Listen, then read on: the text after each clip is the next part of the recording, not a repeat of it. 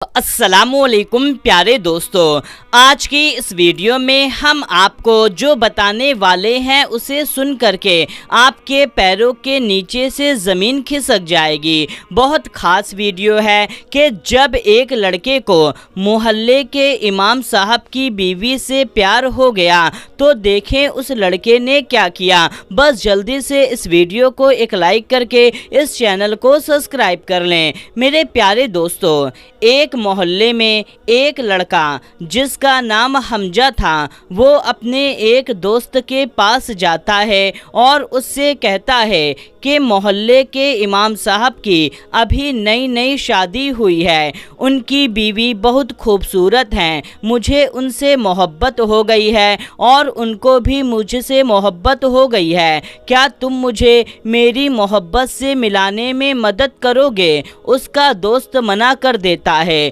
लेकिन हमजा उसे दोस्ती का वास्ता देता है तो उसका दोस्त राजी हो जाता है और कहता है मुझे क्या करना होगा। हमजा कहता है तुम रोज़ इशा की नमाज पढ़ने जाना और जब इमाम साहब अपने घर आने लगें तो उनसे दीनी सवाल पूछना, उनको अपने सवाल में उलझा कर रखना ताकि वो देर से घर आएं और मैं अपनी मोहब्बत से मिल सकूं। उसका दोस्त राजी हो जाता है और उसी दिन इशा की नमाज के वक्त उसका दोस्त नमाज पढ़ने चला जाता है। हमजा इमाम साहब की बीवी से मिलने चला जाता है। जब इशा की नमाज ख़त्म होती है तो उसका दोस्त इमाम साहब को अपनी बातों और अपने सवालों में उलझा लेता है और काफ़ी वक्त इमाम साहब का ख़राब करता है। उधर हमजा उनकी बीवी के पास होता है। इस तरीके से हर रोज़ हमजा का दोस्त इशा की नमाज पढ़ता और इमाम साहब को अपने बातों में फंसा लेता कि इमाम साहब देर से अपने घर पहुँचते। हमजा का दोस्त इशा की नमाज पढ़ते पढ़ते नमाज से उसे मोहब्बत हो जाती है। अब वो 5 टाइम की नमाज पढ़ने लगता है। एक दिन वो सोचता है मैंने अपने दोस्त की मदद करने के लिए नमाज पढ़ना शुरू किया था, अगर यही नमाज मैं अल्लाह की रज़ा के लिए पढ़ता तो कितना सवाब होता और मैं अपने दोस्त की गलत कामों में मदद कर रहा हूँ, इससे मुझे कितना गुनाह मिल रहा होगा। वो सोचता है बस अब और नहीं, मैं अपने दोस्त की इस गलत काम में मदद नहीं करूँगा। वो इशा की नमाज पढ़ता है और इमाम साहब से सब सच बताने लगता है कि इमाम साहब मैं यहाँ नमाज पढ़ने नहीं आता बल्कि आपको अपने सवालों में उलझा कर रखता हूँ।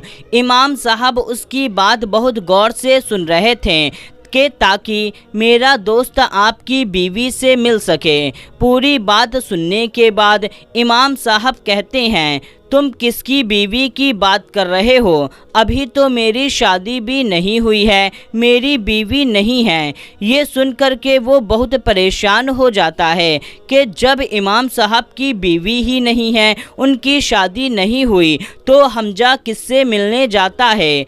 अगले दिन उसका दोस्त इशा की नमाज के लिए नहीं जाता बल्कि हमजा का पीछा करने लगता है कि हमजा का पीछा करते करते वो सोचता है कि आखिर मेरा दोस्त कहाँ जाता है और किससे मिलने जाता है, किसकी बीवी से मिलने जाता है। इतने में वो देखता है कि हमजा एक घर के अंदर जा रहा है। वो ये देख करके बहुत हैरान परेशान होता है कि उसके पैरों के नीचे से ज़मीन खिसक जाती है कि वो किसी और के घर नहीं बल्कि अपने इसी दोस्त के घर जा रहा था।